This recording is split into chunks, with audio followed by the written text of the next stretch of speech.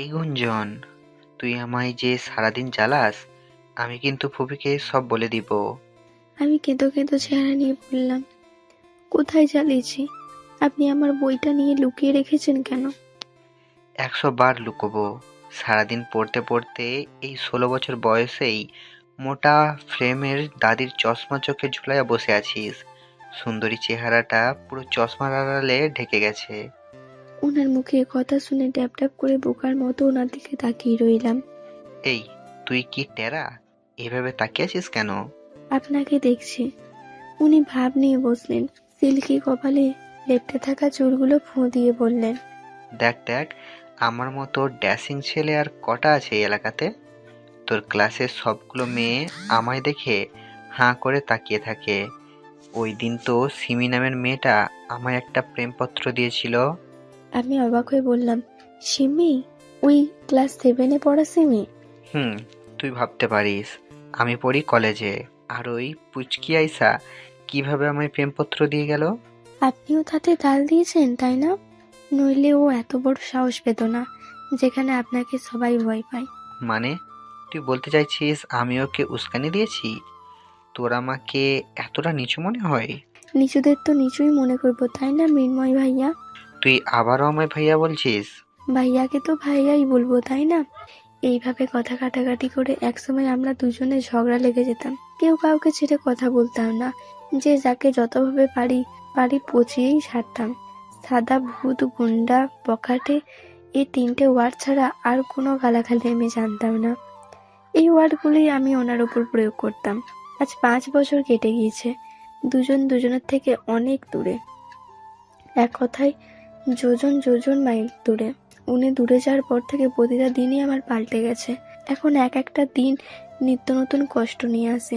দিনগুলো এমন কেন? এক একটা দিন এক জীবন কষ্ট নিয়ে আসে। প্রত্যেকটি রাত একরাশ যন্ত্রণা নিয়ে হাজির হয়। চারিপাশ নীরব নিস্তব্ধ, যেন কেউ নেই। কেমন একটা অদ্ভুত মুহূর্ত, বিষাদময় জীবন।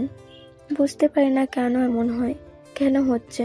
বুকের ভেতর কান্নাগুলো দলা পাকিয়ে বেরিয়ে আসতে চায়, কিন্তু মস্তিষ্ক সেটাকে থামিয়ে দেয়। চুপচাপ বসে থাকাটাই শ্রেয়, এটাই যেন নিয়তি। বিকেলবেলা বসে বসে হুমায়ুন আহমেদের বৃষ্টিবিলাস নামক উপন্যাসটি পড়ছিলাম। অলস বিকেল কাটানোর জন্য একটাই কাজ আমি খুব মনোযোগের সাথে পালন করি। ঠিক তখনই পিছন থেকে কে যেন বলে উঠল। ফিউচার সাহিত্যিকা কেমন আছেন? চমকে পিছনে তাকালাম, কে?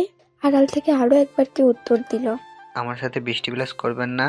অচেনা কারো মুখে এই কথাটা শুনে আমি খুবই অবাক হলাম। বুকের ভেতর যেন আটকে রাখা মন পায়রাটা ডানা মিলে উড়ান দিল আকাশে। কি, কিছু বলছেন না যে? অচেনার কথায় আমার ঘোর কাটলো। ঘন পাপড়িযুক্ত চোখ ফিরিয়ে লোকটাকে দেখে অবাক হলাম। আপনি কে? আপনি? ও, এত সহজেই আমাকে ভুলে গেলে? ভনিতা না করে আমার প্রশ্নের উত্তর দিন। আমি আমি আপনার এক পরিচিত। কিন্তু আপনাকে চিনি বলে মনে হচ্ছে না আমার। কিভাবে মনে থাকবে? ছোটবেলায় কথা কি আপনার মতো ফিউচার সাহিত্যিকার মনে থাকবে? কাটা কাটা গলায় বললাম, কে আপনি? অচেনা লোকটি আবার হুহা করে হেসে উঠল। সিরিয়াসলি আহির, তুই আমায় চিনতে পারিসনি? লোকটার মুখে নিজের নাম শুনে অবাক হলাম। চিন্তিত মুখে বললাম, মৃন্ময় ভাইয়া। এতক্ষণে চিনলি তাহলে? আমি মুখের হাসি রেখা টেনে বললাম, আপনার মতো বড় মাপের লোক যে আমার সামনে বসে আছে তা আমি আর ভাবতেও পারছি না। উনি বাঁকা হাসি হেসে বললেন, তাই? কেন? আপনার বেশভূষা, পোশাক, আচার আচরণের মধ্যে আপনার উচ্চশিক্ষা ও জ্ঞানের গভীরতা প্রকাশ পাচ্ছে না যে। আচ্ছা বাদ দে। হুম কবে ফিরলেন দেশে? আচ্ছা। অবাক গলায় বললাম, আজ? হুম, এসেই সবার সাথে দেখা করে সোজা সবাইকে নিয়ে তোদের বাসায় চলে এলাম। কেন? কতদিন দেখি না তোকে, কতদিন হতে চললো, তুই তো চিনলি না। ঝগড়া না করতে পেরে আমার পেট ফেটে যাচ্ছিল, তাই ঝগড়া করতে চলে এলাম। আপনি সেই পাগলই রয়ে গেলেন। মোবাইলে মাঝে মধ্যে কথা বলতেন, কিন্তু ভিডিও কল কখনো দেননি, তাই হঠাৎ করে চিনে উঠতে পারিনি। আগের থেকে বেশ সুন্দর হয়ে গেছেন। তুই তো আগের মতোই চশমা পরে সাহিত্যিকা রয়েই গেলি। দেখেন, মোটেও খেপাবেন না আমায়। খেপাচ্ছি কই, তোর মন ভালো করার চেষ্টা করছি। আজকাল তো তুই অলওয়েজ মুড অফ রাখিস, কি সব ভাবিস বলতো? প্রেম ট্রেম পড়েছিস নাকি, নাকি চাকা খাইছিস? স্টপ ইট ভাইয়া, আপনি এসব কি বলছেন? ভাইয়া বলছিস কেন? আমি তোর কোন জন্মের ভাই? শুরু হয়ে গেল ওনার পাগলামি। সেই ছোটবেলার মতোই ঝগড়াঝাটি। ভেবেছিলাম এত বছর পর দেশে ফিরেছে, তাই ওসব ভুলে গেছে। কিন্তু না, সামান্যতম বদলও ঘটেনি ওনার। আমিও কম না, পায়ে পা লাগিয়ে ঝগড়া শুরু করে দিলাম। হাজারো কষ্ট যেন ওনার আগমনে চাপা পড়ে গেল। সবসময় ওনার সাথে আমার সাপে নেউলে সম্পর্ক। দুজন দুজনকে কিভাবে খোঁটা দিয়ে কথা বলবো তাতেই ব্যস্ত, ঠিক ছোটবেলার মতো। আপনি আমার এই জন্মের ভাই। উনি রেগে গেলেন। থাপড়িয়ে দাঁত ফেলে দিব। তোর নিজের ভাইকে বল ভাই, আমায় না। তাহলে আপনিও আমার বোনের সাথে ঝগড়া করুন, আমার সাথে না। ভাব নিয়ে বললাম। শোন, আমি তোর সাথে ঝগড়া করছি না। ঝগড়া করছেন না তাহলে আমার সাথে মিষ্টি মধুর আলাপ করছেন? আচ্ছা, আপনার মাথার প্রবলেমটা কি এখনো যায়নি, নাকি আগের চেয়েও বেশি? শোন, তোর এইসব ফাউল কথাবার্তায় আমি কান দেই না। যত সব। এই এই তোর ওই মোটা কিটকিটে চশমাটা এখনো পরিস কেন রে? চোখে কিছু দেখতে পারিস না? কানাই রয়ে গেলি? আমি রেগে বললাম, আমি মোটেও কানা না। চশমা পরলেই কেউ কানা হয়ে যায় না। এর পিছনে বিভিন্ন কারণ থাকতে পারে। আর তোর কারণ হচ্ছে বই। বই পড়তে পড়তে একেবারে চোখের 12টা বাজিয়ে ফেলেছিস। আবার আমাকে বলছিস যে আমার মাথায় প্রবলেম। তোর আসলে অনেক প্রবলেম। আরে আজব তো, আপনি কিন্তু অনেক বাড়াবাড়ি করছেন। সবসময় আমার পিছনে লাগার স্বভাব এই বুড়া বয়সেও যায়নি। ফাউল লোক এক। এটুকু বলতেই কানে এলো আম্মুর ডাক। ডাকাডাকি করে পুরো বাসা ফাটিয়ে দিচ্ছে। কি এভাবে ডাকছো কেন? তোমার ভাইয়ের ছেলে যে সুদূর অস্ট্রেলিয়া থেকে আসলো, আমাকে জানাইলেন না? তোকে জানাবো কেন? আমার ভাইয়ের একমাত্র ছেলে, সে আসছে না, আসছে তোকে বলবো কেন? তুই কি প্রধানমন্ত্রী? ও ভাইয়েরই ছেলে সব। আর আমরা আমরা ভাই বোনেরা তোমার কাছে কাজের লোক। তো কাজের মেয়েকে এত ডাকাডাকির কারণটা দয়া করে বলবেন কি আম্মা জান? তুই আবার আমার সাথে বেয়াদবি করিস? বেয়াদবি না আম্মা জান, আপনার হুকুম শোনার আশায় কান পেতে বসে আছি। দয়া করে বলুন। তুই আমার ভাইয়ের ছেলেকে নিয়ে এত বড় কথা বলতেছিস, যখন তখন এর শাস্তি হলো তুই কোনো সাহায্য করবি না আমায়। আমি খুশিতে লাফিয়ে উঠলাম। আম্মুকে কিছু বলার সুযোগ না দিয়ে রুমে চলে আসলাম। এসে দেখি মৃন্ময় ভাইয়া বৃষ্টিবিলাস বইটি নিয়ে বসে আছেন, মুখ থমথমে। কিছু কি হয়েছে আপনার? উনি জবাব দিলেন না।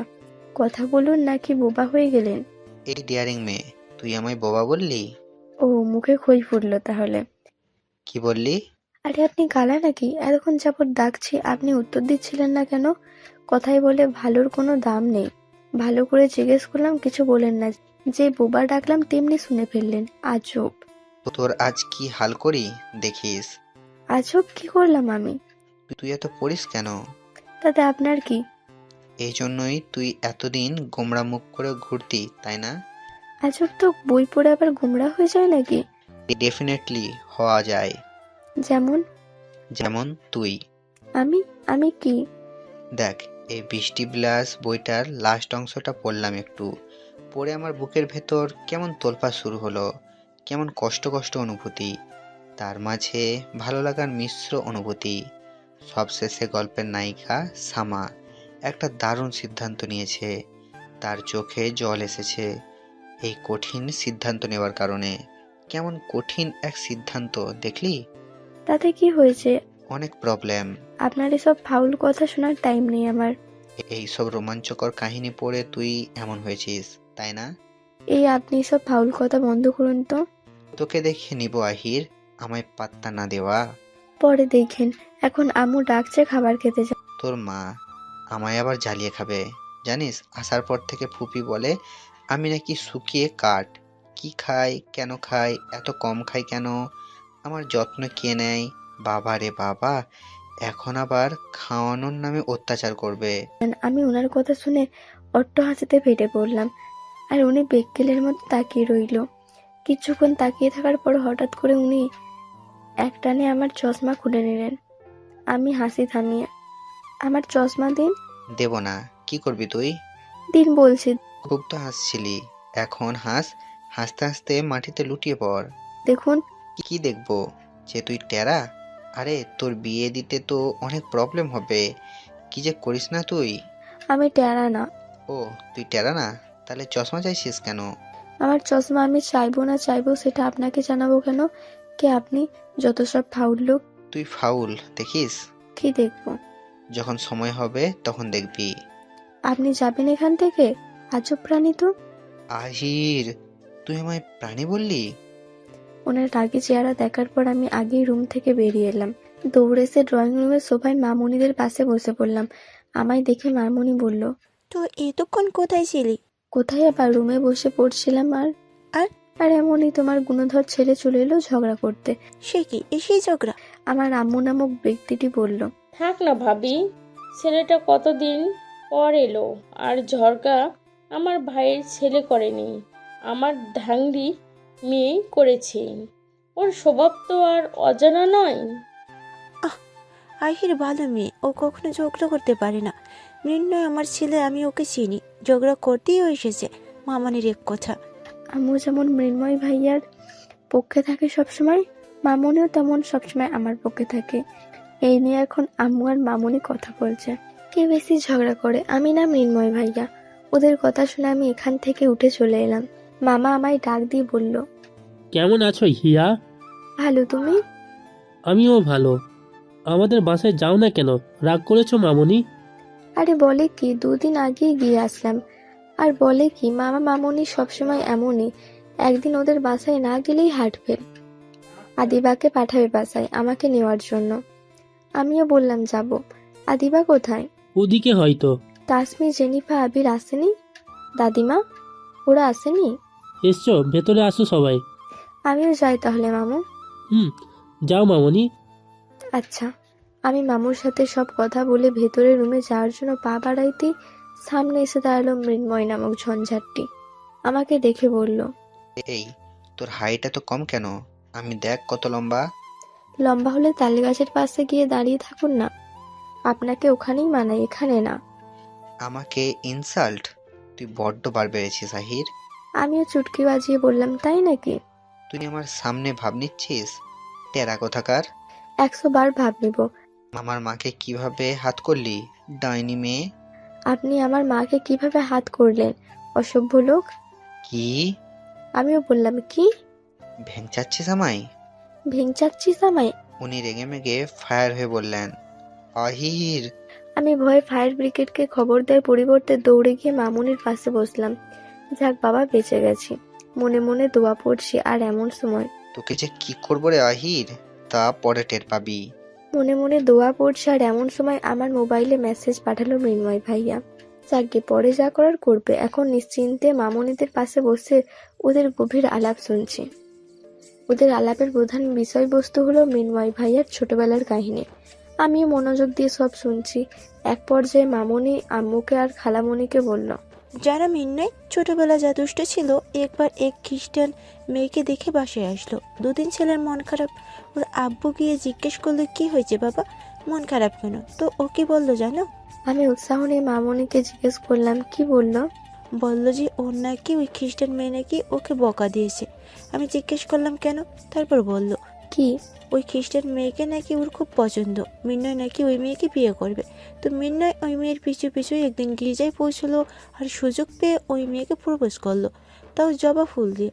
আর ওই মেয়ে এই পিচ্চি ছেলের এসব কাণ্ড দেখে যতটা না রাগ করলো, তার চেয়েও বেশি রাগলো গির্জার বাগানের জবা ফুল ছেঁড়ার অপরাধে। আমি হেসে মামুনিকে বললাম, তাই? বেচারার মনটা ভেঙে গেছে। আম্মু আমার হাসি দেখে রেগে বলল, তুই হাসছিস কেন? আমার ভাইয়ের ছেলে রাগ করেছে, ওর মন খারাপ হয়েছে, আর তুই দাঁত খেলাচ্ছিস? বেহাইয়া মেয়ে। তোমার ভাইয়ের ছেলের পছন্দটা দেখলে না, খ্রিস্টান মেয়ে। আচ্ছা মামুনি, তখন ওদের বয়স কত ছিল? মৃন্ময়ের 7 আর মেয়েটার 16।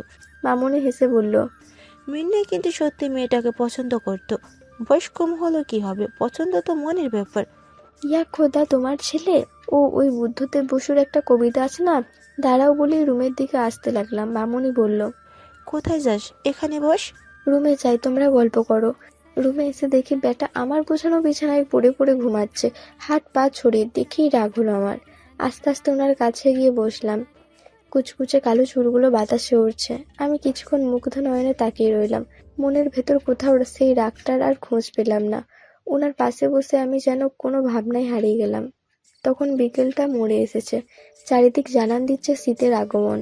ফুলের গন্ধে বাতাস ভারী হয়ে আছে। ড্রয়িং রুম থেকে আসছে হাসির আওয়াজ। এমন মরা বিকালে কোনো এক আশ্চর্য অনুভূতি মনের কোণে জাগ্রত হচ্ছে। ধীরে ধীরে টের পেলাম কারো হাত যেন আমার কোমরের জামার উপর দিয়ে ভাবনার জগৎ থেকে পরীক্ষণে নিজের অস্তিত্বে ফিরে এলাম। কিন্তু এ কি, আমার কোমরে হাত দিল কে? রুমেতেও কেউ নেই, পাশে শুয়ে আছেন মৃন্ময় ভাইয়া, কিন্তু উনি তো গভীর ঘুমে আচ্ছন্ন। তাহলে এটা কি হ্যালুসিনেশন নাকি কল্পনা? যেটাই হোক, তার স্পর্শ ছিল অনেকটা ভালোবাসার, বিশ্বাস, আকুতি।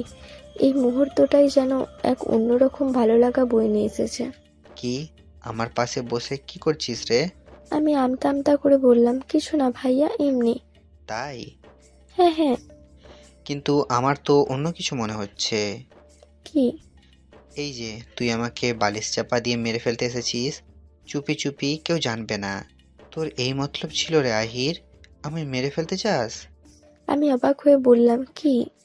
হুম, তুই তো আমাকে মেরেই ফেলতে চাস। নইলে ঘুমের মধ্যে তুই আমার পাশে বসে কি মতলব আঁটছিলি? তোকে আমার চেনার বাকি নেই, বুঝলি? ফাজিল মেয়ে, সাংঘাতিক। বাপরে বাবা, আমি এতক্ষণে না জাগলে তুই নিশ্চয়ই বালি চাপা দিতি আমায়, আর আমি দম বন্ধ হয়ে হাত পা ছুড়ে মরে যেতাম। বড় বড় নিঃশ্বাস ফেলে রেগে বললাম, আমার অন্যায় হয়েছে আপনার পাশে বসা। আমার বিছানায় ঘুমিয়েছেন, অ্যাটলিস্ট থ্যাঙ্কস না বলে সম্মানটা দিতে পারতেন। আসলে আপনার নিজের প্রতি নিজেরই সম্মান নেই, অন্যদের কি আর রেসপেক্ট করবেন? What do you think? এটা তোর বিছানা যে, তার কোনো প্রুফ আছে? যদিও তোর হয়, তাহলে শুনে রাখ, এতক্ষণ আমি রুমে ঘুমিয়েছি না ডাস্টবিনে ঘুমিয়েছি সেটা খোদাই জানে। সো আই রিকোয়েস্ট ইউ, রুমটা তোর হলে প্লিজ পরিষ্কার কর। আমাদের বাসা অলওয়েজ পরিষ্কার থাকে, কোনো সময়ই নোংরা থাকে না। আর উনি ইচ্ছা করে আমার ইনসাল্ট করছেন, আমি বেশ বুঝতে পারছি। রাগলে তোর চেহারা পুরো পেতনি হয়ে যায়। আসলে তুই ভাবিস রাগলে তোকে হিরোইন লাগে, তাই না? তোর ধারণা আসলে ভুল। তো নোংরা ঘরে বসে আছেন কেন?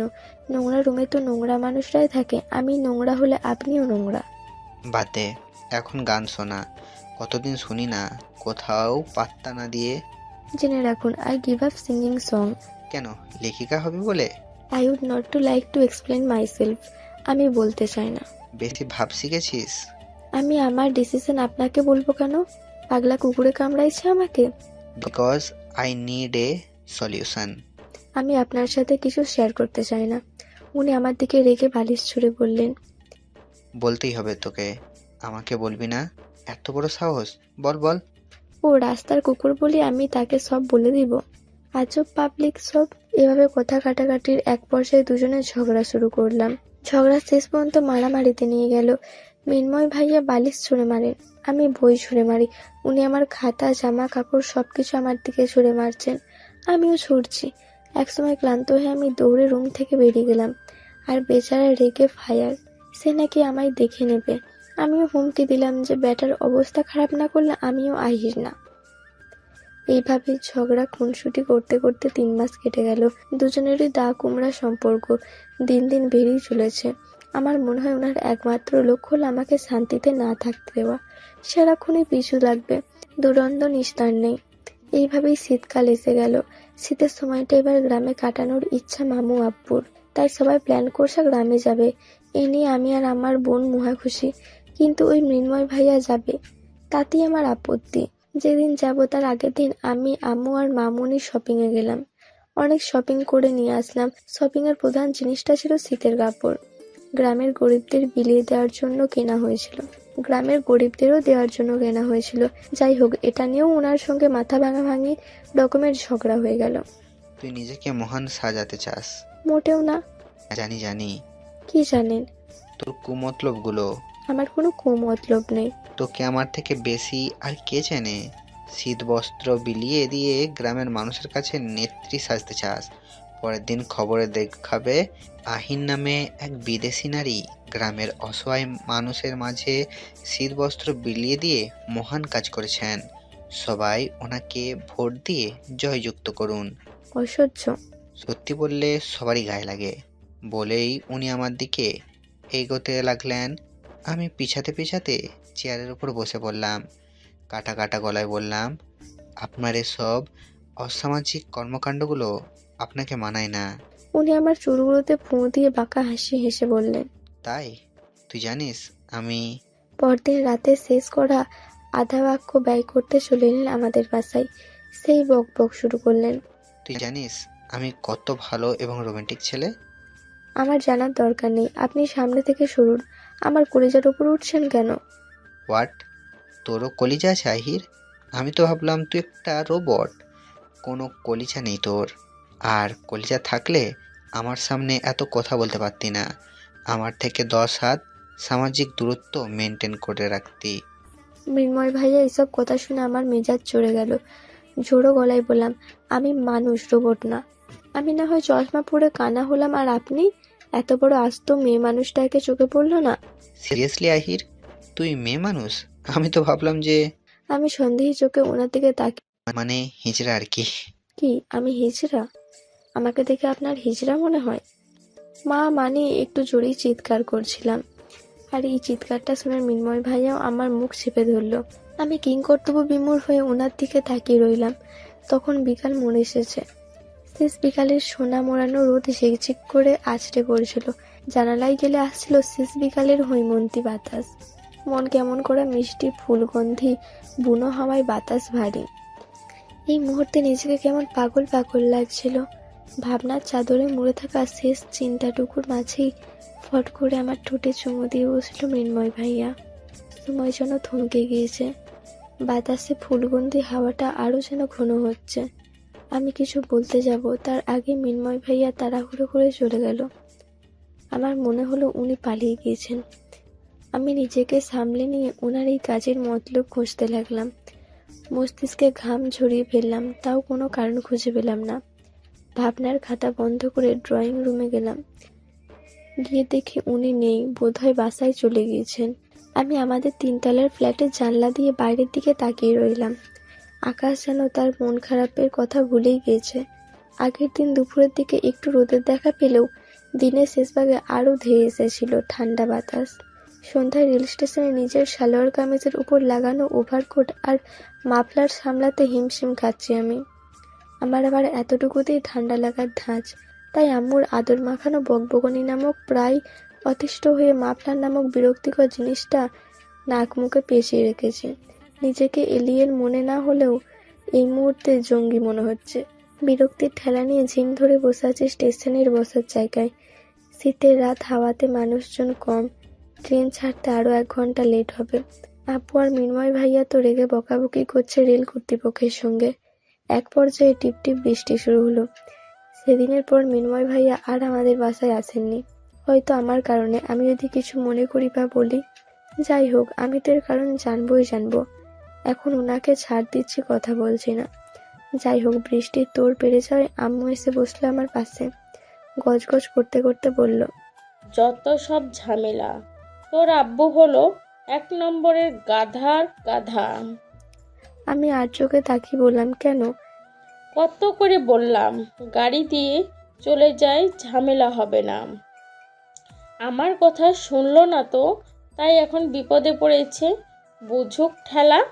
ট্রেন তো ভালো, মজা হবে। ও, আসছো বাপের বেটি? এক চড়ে দাঁত ফেলে দিব যদি বাপের সাইড নিয়ে কথা বলিস। আমি বুঝতে চাইছি না কেন। ট্রেন দিয়ে গেলে কত সুন্দর চাঁদ দেখা যায়, অনেক গ্রাম, সুন্দর নদী, রাতের আকাশ। তোর মাথার ভূতগুলো এখনো যায়নি। সাহিত্যিকের মতো কথাবার্তা ছাড়, নইলে চুলের মুঠি ধরে দিব এক চড়। তুমি বুঝতে চাইছো না কেন? তুই বুঝ, তুই আমার সন্তান, তাই আমি যা বুঝাবো তুই তাই বুঝবি। মা মেয়ের কথাবার্তার মাঝখানে এসে দাঁড়ালেন মৃন্ময় ভাইয়া। আমার দিকে না তাকিয়ে বললেন, ফুপি, তোমার এই রঙ্গিলা মেয়েকে নিয়ে যাচ্ছে যে, গিয়ে তো শুধু শুধু ঝামেলা বাড়বে। এই করবে সেই করবে, তারপর অসুস্থ হয়ে যাবে। আম্মু ভেবে বলল, ঠিক বলেছিস। এই ঢঙ্গিকে নিয়ে কি করব বল? তোর ফুপার মাথায় তো ভীমরতি ধরেছে। দেখিস না, যত সব, যেমন বাপ তেমন মেয়ে। আমি আর চুপ করে থাকতে পারলাম না। আম্মুকে কটা কড়া কথা শুনে দিয়ে আব্বুর পাশে গিয়ে বসে রইলাম। আর আম্মু যেন আমার কথা গায়েই মাখলো না। দিব্যি মৃন্ময় ভাইয়ার সাথে আলাপ জমাচ্ছে। এত কিসের আলাপ বুঝলাম না। বৃষ্টি তোর কমছে একটু। মৃন্ময় ভাইয়া সবার জন্য স্টেশনের টি স্টল থেকে ধোঁয়া ওঠা গরম চা এনেছে। সবার হাতে কাপ ধরিয়ে দিচ্ছে, কিন্তু আমাকে দিল না। রেগে অপমানে আমার চোখ বেয়ে গড়িয়ে আসলো পানি। কিছুক্ষণ পর দেখি উনি একটা বড় কফির মগ নিয়ে আমার হাতে ধরে দিলেন, দিয়ে বললেন, খেয়ে নে, গরম আছে এখনো। বলেই গটগটিয়ে হেঁটে আম্মুর পাশে গিয়ে বসলেন। থমথমে চায়ের কাপে চুমু দিচ্ছেন আর এদিক ওদিক দেখছেন। আমি গরম কফির লোভ সামলাতে না পেরে খেতে লাগলাম। সবার জন্য চা আর আমার জন্য কফি। বাহ, নিজেকে স্পেশাল স্পেশাল মনে হলো। চারপাশ কেমন অদ্ভুত চুপচাপ। বৃষ্টির ছিটছিটে পানিতে স্টেশনের প্ল্যাটফর্ম ভিজে স্যাঁতস্যাঁতে হয়ে আছে। কুয়াশারা ধোয়ার মতো উড়ছে হাওয়ায়। মিষ্টি মধুর হাওয়া উত্তাল। ধোঁয়া ওঠা গরম কফির স্বাদটা লাগছে অমৃতের মতো। রাতের আকাশে দুরন্ত গতিতে চলছে সাদা সাদা মেঘের কুঞ্জ। উড়ে চলছে শঙ্খচিলের ঝাঁক। এত রাতে তা দেখে আমি অবাক। সেদিকে তাকিয়ে দেখতে দেখতে আমি হারিয়ে গেলাম কবিতার রাজ্যে। অস্পষ্ট গলায় আবৃত্তি করতে লাগলাম আরণ্যক বসুর কবিতা। পালকের মতো ভাসতে ভাসতে সাদা মেঘ যায় দূরে। নীলকণ্ঠীর ডানার উড়ানে শঙ্খচিলের সুর। লাল টুকটুক একটা ঘড়িও দুলছে মেঘের পাশে। কাস্তিকন্ত চিঠি পাঠিয়েছে শিউলি ফুলের মাসে। ট্রেনে উঠে সবার ঘুমিয়ে পড়ার অভ্যাস আছে, এখনো সেটাই হয়েছে। আমি চুপচাপ সিটে হেলান দিয়ে বসে আছি। কামরাতে বেশি মানুষ নেই, আমরাই 10-12 জন আছি। ইতিমধ্যেই মৃন্ময় ভাইয়ার আব্বু মানে আমার মামা নাক ডেকে ঘুম দিয়েছেন। বাকিরাও সবাই ঢুলু ঢুলু। আর ওদিকে আমি সজাগ তাকিয়ে দেখছি বাইরের দৃশ্য।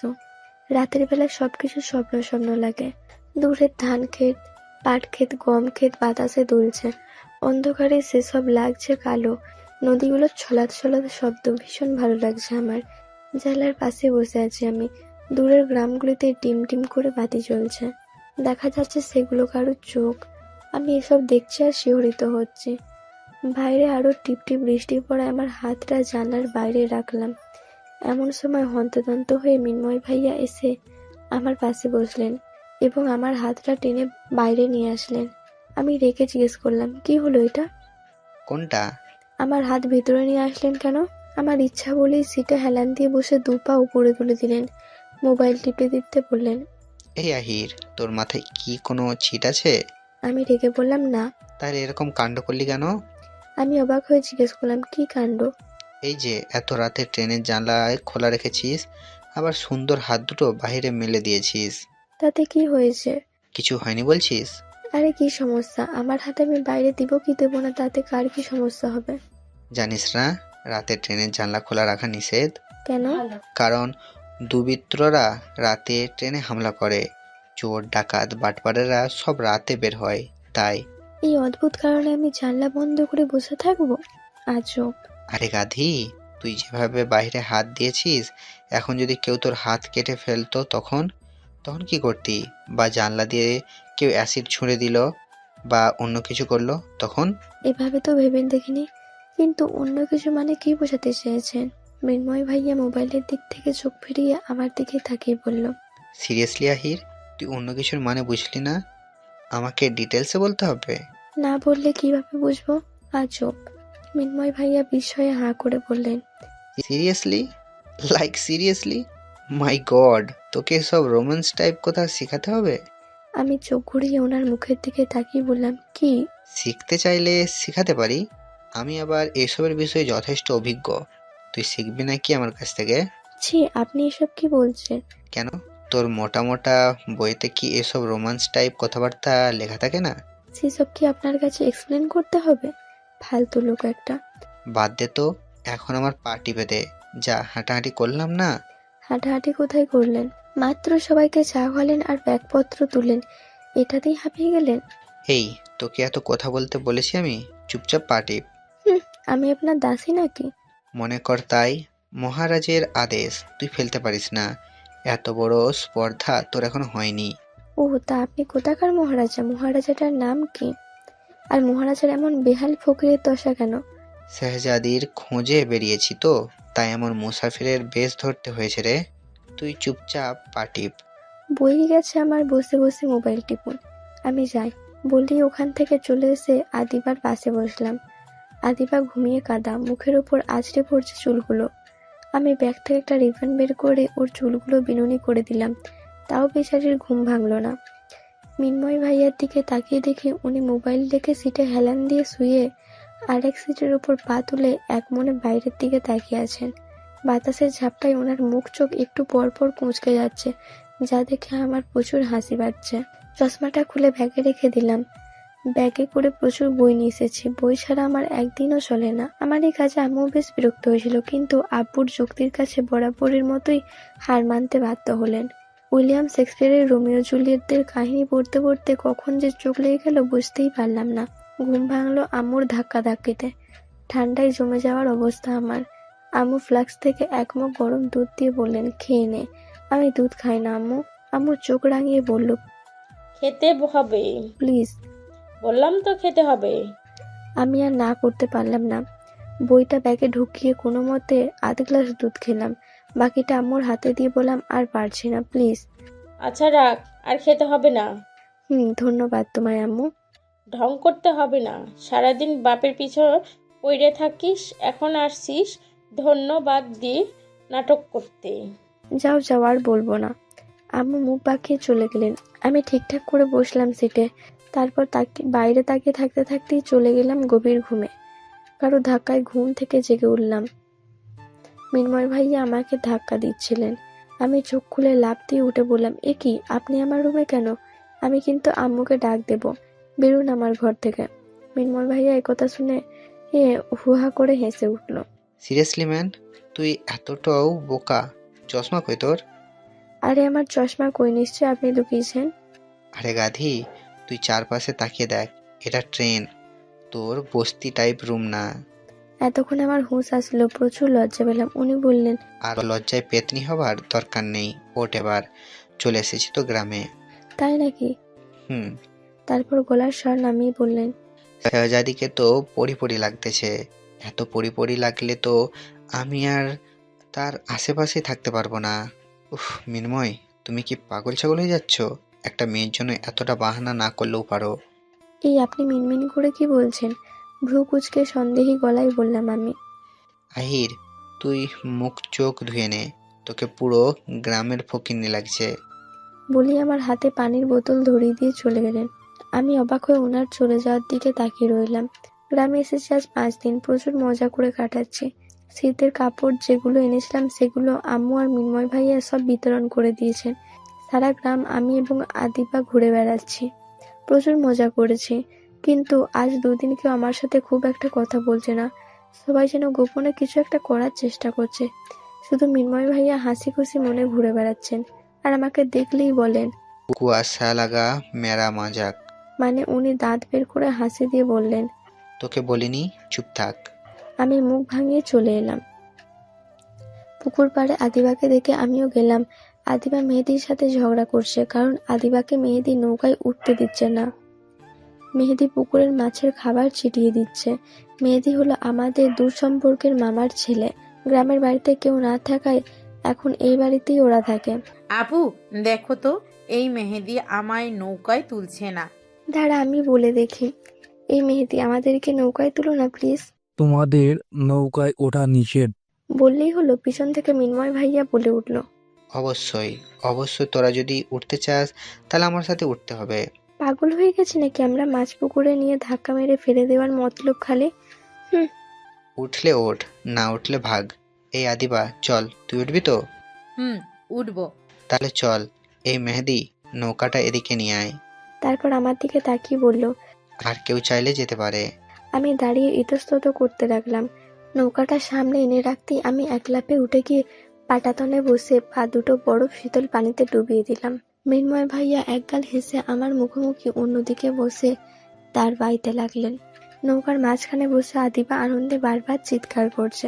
তখন আকাশ কেমন লালচে রং ধারণ করেছে। শ্যামল বাতাসে পুকুরের দুপাশে ঘন জঙ্গলটাকে কেমন স্বর্গরাজ্য লাগছে। শেষ বিকালের রোদের আলো কুচি কুচি করে ছুঁয়ে দিচ্ছিল দাঁড় বাইতে থাকা মিন্ময় ভাইয়ার চোখে মুখে। সেই অদ্ভুত মানবের এমন সৌন্দর্য দেখে আমি কয়েকটা হার্টবিট মিস করে ফেললাম। চোখ সরিয়ে নিলাম অন্যদিকে। মনে আসলো রবিবাবুর বিখ্যাত গান, সেই সুর। কতবারও ভেবেছিল আপনা ভুলিয়া, তোমারই চরণে দিব হৃদয় খুলিয়া, চরণে ধরিয়া কহিব প্রকাশে, গোপনে তোমারই সখা কত ভালোবাসি। ভেবেছিনু তুমি স্বর্গেও দেবতা, কেমনে তোমারে কব প্রণয়রে কথা। বাড়ি ফেরার পর দেখি পুরো বাড়িতে একটা আলাদা ভাব, যেন কোনো উৎসব হবে। ফুল দিয়ে সাজানো হচ্ছে, আমি এসবের কিছুই বুঝতে পারছি না।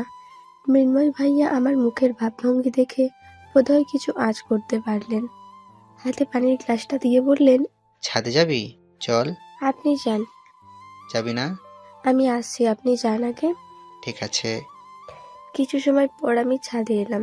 ছাদটা বেশ বড়, টবে লাগানো গাঁদা ফুল আর আরো অনেক শীতকালীন বিভিন্ন ফুল। নারকেল গাছের লম্বা পাতাগুলো বাতাসে দুলছে। বেশ ঠান্ডা লাগছে আজ।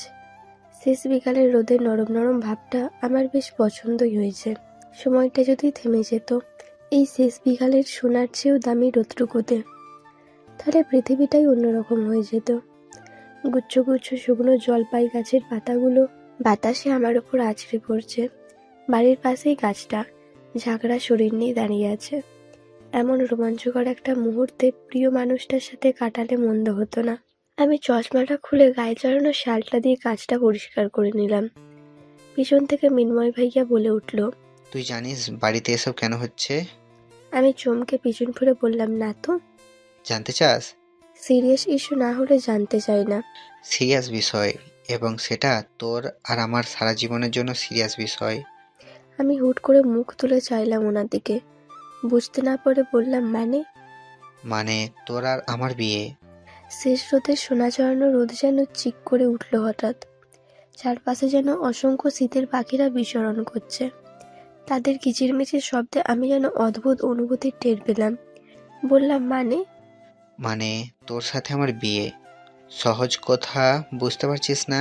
এই, তুই কি এখনো বার্লি খাস, নাকি বই পড়তে পড়তে মাথা নষ্ট হয়ে গিয়েছে তোর? চুপ থাকেন তো। আর আপনি কি আমার সাথে ফাজলামো করছেন? আমার বিয়ে আর কেউ জানেই না। সবাই সবকিছু জানে রে, শুধু তুই কিছু জানিস না, বুঝছিস না? কি বুঝিনি? এই যে সবাই বুঝে যে আমি তোকে ভালোবাসি, তোকে বিয়ে করব, ইভেন তোকে বিয়ে করে নিজের বউ বানাবার উদ্দেশ্যে সুদূর অস্ট্রেলিয়া থেকে চলে এসেছি। সবাই জানে, আর তুই বুদ্ধু কিছু বুঝতেই পারলি না। কথাগুলো যেন আমার মাথার উপর দিয়ে ঝড়ের বেগে বয়ে গেল। আমি ভাবনা চিন্তা করার ক্ষমতাই হারিয়ে ফেলেছি। উনি চোখের সামনে চুটকি বাজিয়ে বললেন, কি রে ভাবুক দেবী, আবার কই হারিয়ে গেলি? নিজের চোখে সবকিছু দেখে তোর কাছে সব মিথ্যা মনে হয়? আমি থতমত খেয়ে বললাম, জি হয়। এমন সময় মেহেদি এসে ছাদে বলল, কি মিনয় ভাইয়া, নতুন বউয়ের সাথে এখনই গুদুর গুদুর ফুসুর ফুসুর করো? সি, তুমি যে এত পর ভাবো আমাদের জানতাম না। এটুকু বলে মেহেদি চোখ টিপ দিয়ে হাসতে হাসতে চলে গেল। আর আমি হ্যাবলাকান্তের মতো দাঁড়িয়ে আছি। তার মানে এসব সত্যি? সবাই জানে আর আমাকে কেউ জানায়নি? কি আমাকে বিয়ে করবি না? জানি না। তাহলে না করে দেই, তোর যখন এতে কনফিউশন হচ্ছে। আর আমি না বলছি নাকি? ওকে বল তাহলে, জাস্ট 1 মিনিট দিচ্ছি। এত তাড়াতাড়ি সিদ্ধান্ত নেব কি করে? তোকে একটা সহজ টেকনিক শিখিয়ে দেই। সহজ টেকনিক মানে? মানে তুই চোখ বন্ধ করে ভাব, তোর ভাবনায় পর হিসাবে যদি আমি আসি, তাহলে তুই ফটাফট বলে দিবি যে আমাকে বিয়ে করতে চাস কি না। সিম্পল। এত সোজা? উনি আমাকে নিজের কাছে টেনে নিলেন, কোমর জড়িয়ে ধরে মৃদু কণ্ঠে বললেন, এত সোজা? ভালোবাসিস তো আমাকে, দেখবি সব সোজা। আমি হুট করে ওনার চুলগুলো টেনে ধরলাম। ভালোবাসি তো শেষ বিকালের সাদা ভূতটাকে। বলেই জিহুভাই কামড় দিলাম। কি বলে ফেললাম? উনি ভ্রু কুঁচকে বলে উঠলেন, কি বলিস আজব কথা? না কিছু না। জানিস তো তুই যে আমার শেহজাদি। না। তুই এত বোকা কেন?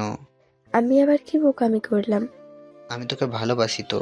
ভালোবাসার মানবী আমার কাছে সবসময় অচিনপুরের শেহজাদি, যেমন তুই এখন সেই জায়গার দখল করে নিয়েছিস। ও, তাহলে আপনি আমার শেষ বিকালের নরম রোদের মানব। সিম্পল। উনি বাঁকা হেসে আমাকে বললেন, চোখ বন্ধ করে বল, তুই আমায় বিয়ে করবি কিনা? আমি চোখ বন্ধ করে ভাবতে লাগলাম। প্রথমেই ভেসে উঠল শেষ বিকালের রোদের জঙ্গলে বসে থাকা মানবটার চেহারা। কুচি করা রোদের টুকরোয় যার চেহারা উজ্জ্বল রং ফুটে উঠেছে ভালোবাসার অদ্ভুত অনুভূতির মতো।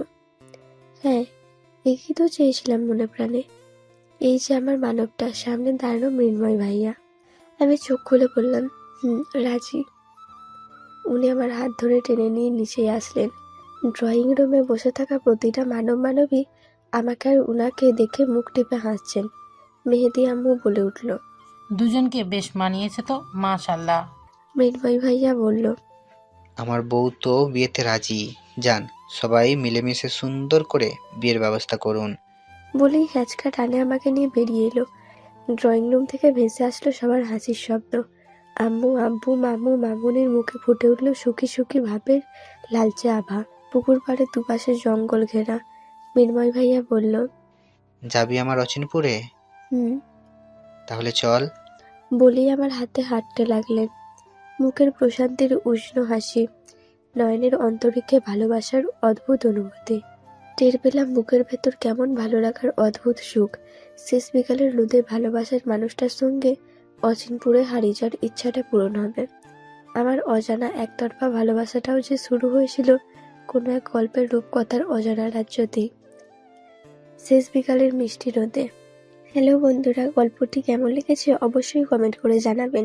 এখনো যারা আমাদের সুমনস ভয়েস অফিসিয়াল চ্যানেলটিকে সাবস্ক্রাইব করেননি, অবশ্যই সাবস্ক্রাইব করে দেবেন। দেখা হচ্ছে পরবর্তী গল্পতে। ততক্ষণ নিজেদের খেয়াল রাখবেন, সুস্থ থাকবেন এবং এতক্ষণ আমাদের পাশে থাকার জন্য অসংখ্য অসংখ্য ধন্যবাদ।